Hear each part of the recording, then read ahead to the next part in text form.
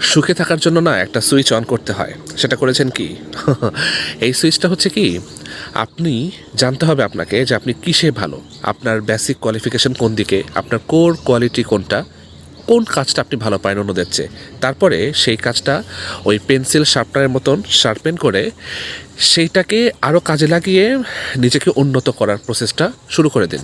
যদি আপনি রান্না ভালো পারেন, রান্নার কাজ করতে থাকেন। যদি আপনি খেলা ভালো পারেন, তাহলে ভালো খেলোয়াড় হতে পারেন। যদি আপনি ইভেন্ট ম্যানেজ করতে পারেন, তাহলে সেদিকে ফোকাস করতে পারেন। যদি লেখালেখি করতে চান, তাহলে ভালো কোনো কিছু যেটাতে মানুষের কাজে আসবে, এই ধরনের কাজ করতে থাকুন। এই প্রসেসের মধ্যেই শান্তি।